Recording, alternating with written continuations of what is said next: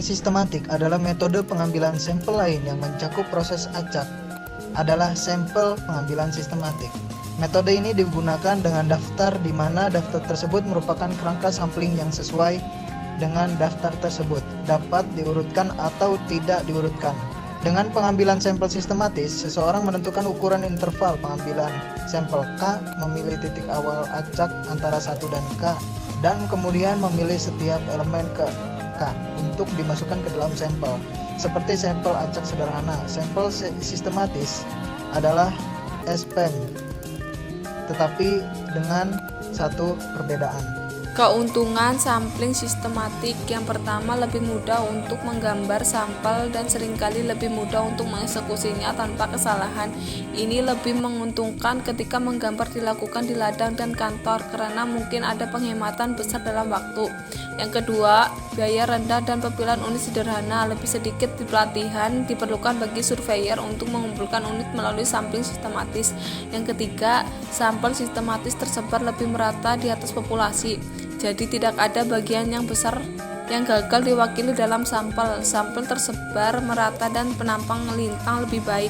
Sampling sistematis gagal dalam kasus terlalu banyak kosong. Baik, di sini saya akan melanjutkan presentasi dari rekan saya.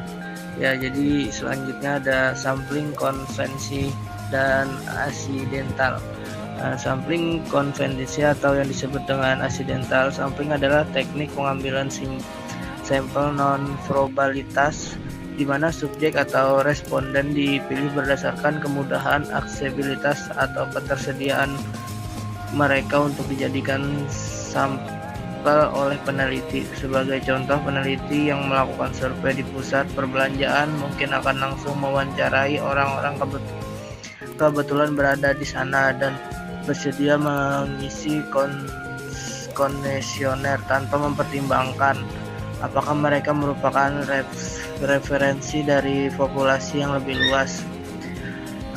Karakteristik lengkap konvensi sampling: yang pertama itu ada kemudahan akses, yang kedua ada tahapan pemilihan secara acak, yang ketiga ada karakter referensi populasi, yang keempat ada proses yang cepat dan efisien, yang kelima efisien dalam biaya, yang keenam ada resiko biasa yang tinggi, yang ketujuh ada validitas eksternal rendah, yang kedelapan ada keterbatasan dalam pengambilan kesimpulan atau kausal, yang kesembilan tergantung pada responden yang bersedia berpartisipasi, yang kesepuluh ada cocok untuk studi pendahuluan dan eksploitatif, yang kesebelas ada penyederhanaan dalam prosedur penelitian, yang terakhir ada berkaitan dengan situasi atau tempat penelitian. Mungkin itu saja.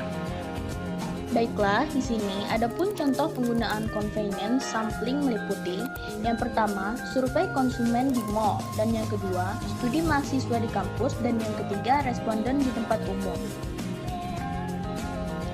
Baiklah, selanjutnya perbandingan antara sampling sistematik dan sampling convenience. Pengambilan sampling sistematis dan pengambilan sampel acak adalah dua metode berbeda yang digunakan untuk memilih sampel dalam metode penelitian. Pengambilan sampel sistematis adalah cara memilih item dari suatu kelompok yang memilihnya secara berskala. Dimulai dari titik yang dipilih secara acak, metode ini dapat membuat sampel lebih cocok dengan populasi dan mengurangi ketidakadilan. Agar metode ini dapat bekerja dengan baik, perlu ada kelompok yang didefinisikan dengan jelas. Jika ada ciri-ciri tertentu dalam populasi yang tidak tercampur secara acak, maka sampel mungkin tidak benar-benar mencerminkan populasi. Di sisi lain, pengambilan sampel berdasarkan kemudahan memilih orang-orang yang mudah dijangkau sehingga lebih cepat dan lebih murah. Mungkin itu saja.